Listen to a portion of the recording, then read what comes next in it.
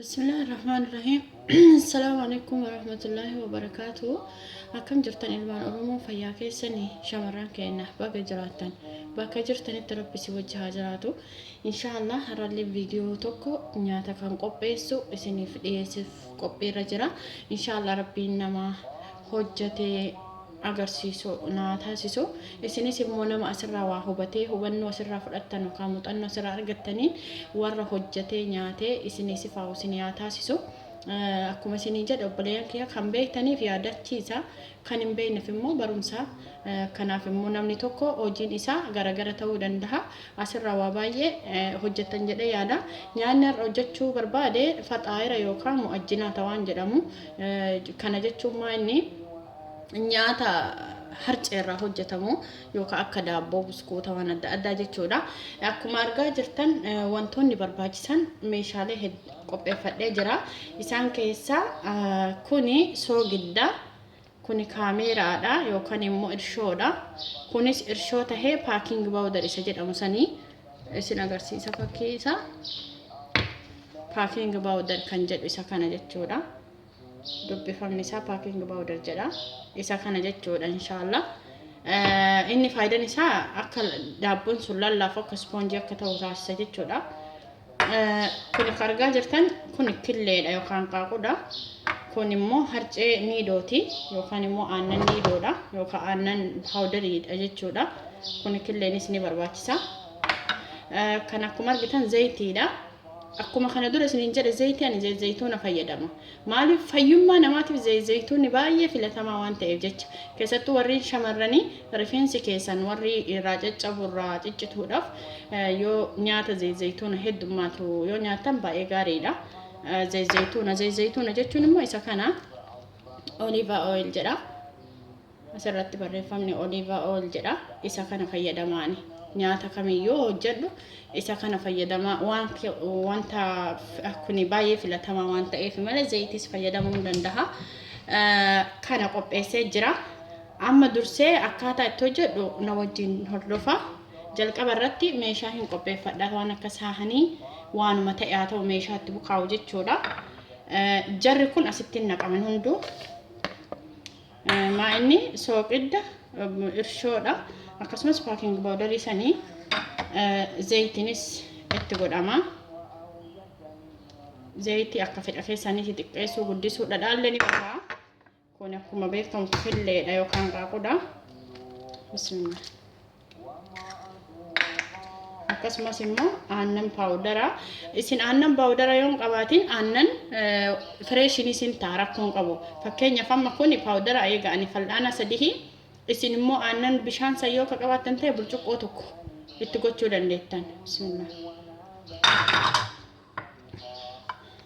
Kana booda bishaan haga fedha keessaniiti. Anama fakkeenyaaf kana hunda ittiin godhu haa ta'u hanga tokko irraatti godha. Haga na barbaachisu jechuudha.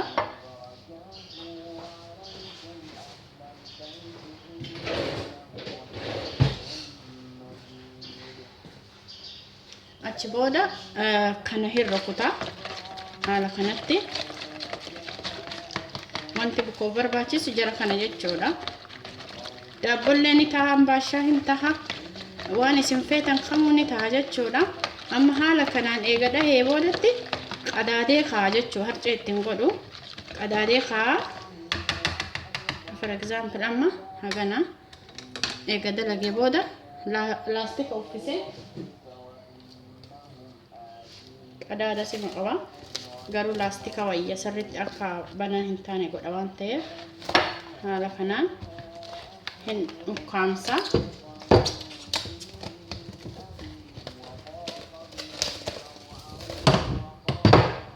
Haala kanaan daqiiqaa 15f akkasitti tursiisa jechuudha. Inshallah daqiiqaa 15 booda walitti dachaana. Obboleeyyan kiyya akkuma isiniin jedhe daqiiqaa 15 booda walitti dachaana jedhee ture. Daqiiqaa 15 booda walitti deebine kun kof jedhee jira yookaan immoo akka bukaa'uu ta'ee jira jechuudha. Amma lixii hin bukeessine jechuudha. Amma gara bukoo deemna. Jalqaba irratti osoo hin bukeessineen dura bishaan keessatti kaameraa aannan akkasumas immoo paaking baawudarii zayita killee yookaan hanqaaquu bishaan waliin dhooftanii qadaaduu qabdanii eega bishaan kun keessatti bukaa'een booda harceen itti naqama. Eega harceen itti naqame hin bukeeffama jechuudha. Akkuma argaa jirtan harceen haga barbaaddanii garuu an hagana qopheesse yookaan hundaan hojjedhu jechuudha.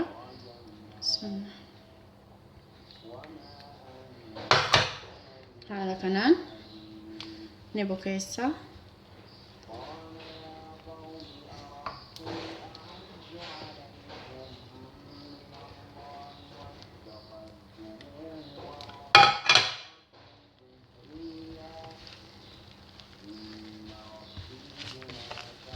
Sirriitti sukkuumuu qaba jechuudha.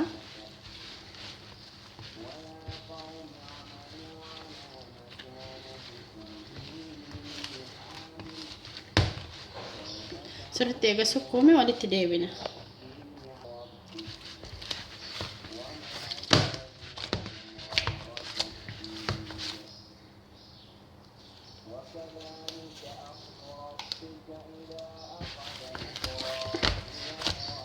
Haala kanaan sirriitti bareechifnee sukkuumuu qabna. Akka wanti nu hojjennu sun akka bareedu ta'u, akka bareedaa nu ta'u jechuudha miidhagutti. Haala kanaan hin sukkuumna sirriitti. Lixiin kennallee akkana ta'uu qaba.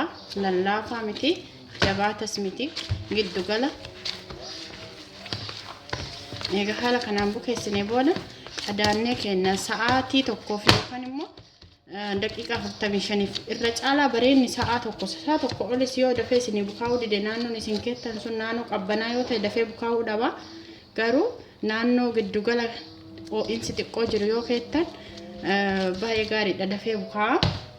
Hamma bukeessine mee hundaafuu walitti deebina sa'aatii tokko yookaan immoo daqiiqaa 45 booda. Haaluma kanaan laastikii kana qadaaddanii maaliif hin ukkaamsa qilleensi hin seenu jechuudha. Waan kana yoo itti uffifne qilleensi seenuu hin danda'u. Kanaaf filatamaadha jechuudha. Yoo qabaatan naayiloona kana yoo hin qabaatin immoo feestaalii waa agartanii meeshaa itti binnu kana agartanii miti isumallee itti godhuun hin danda'amu. Rakkoodha. Kan amma isuma kana uffisa. Haala kanaan uffise dafee bukaa'uu danda'a.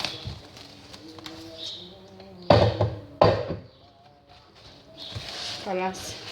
Inshallah walitti deebina daqiiqaa 45 booda. Buleeyyan kiyya akkuma waadaa isinii galee walitti deebina jira daqiiqaa 45 booda. Mee bukaa'eef hin bukoofne wajjumaan laalla. Bukaa'eetiin jira. Akkana fakkaata. Lixiin kanooti bukaa'uun isaa hin beekamu kunu keessi isaa hedduunnoo ta'ee jira. Akkuma argaa jirtan bukaa'ee sirriitti bareedee jira jechuudha. Hayyee egaa amma meeshaa qopheeffannaa. Haala ganaan fakkeenya kan amma sufraa kana qopheeffadha asirratti. Akka asirratti dalaguuf jechuudha. Haala kanaan eega hojjedhe. Bismillah.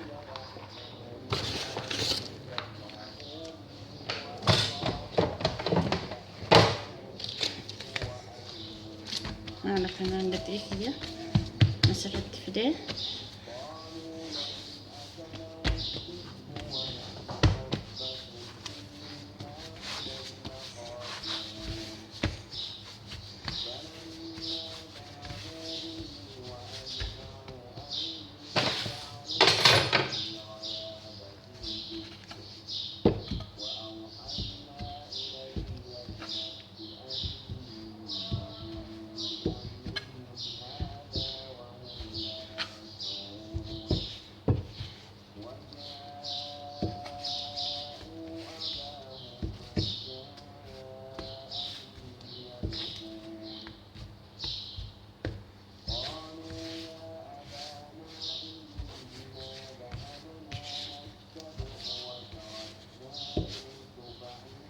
haala kanaan eega ciree boodatti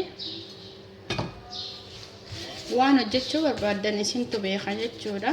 Ani amma for example wanti an dalaguu jiru akkuma kana dura profaayilii yookaan immoo viidiyoo isinii jalqaba waraabirra ka jiru san hojjedha. Inni maqaan isaa Kaniyatin Nahal jedhama. Biyya Arabaa keessatti Kaniyatin Nahal jedhama. Kaniyatin Nahaliin kun kan dalagamu jibina feetanii kuduraa adda addaa hojjettanii itti gootanii garaa keessatti waa naqamee san booda marama jechuudha. Akkaataa itti dalagamu amma wajjin ilaaluu deemna. Haala kanaan lixii keenya qopheessine example kana haala kanaan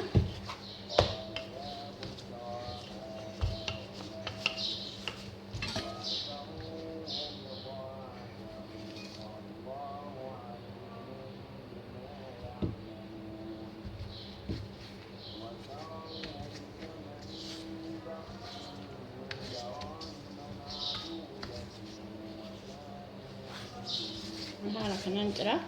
Mee amma fakkeenya isin garsiisate waliin dachaana inshaallah. Ani fakkeenyaaf jibin kirii jedhama. Biyya Arabaa keessatti wanti kun jibina kirii jedhama. Bakka garaagaraatti maqaan isaa adda ta'uu danda'a. Isa kana fakkeenyaaf kanumarraa hojjedhee isin garsiisaa tokko akkamitti akka dalagamu.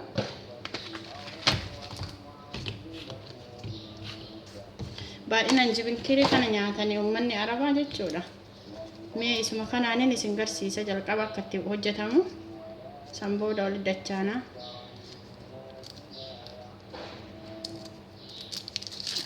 Haala kanaan jibina kanas keessaan baasa. Kana eega qopheeffadhee haala kanaan ni babal'isadha.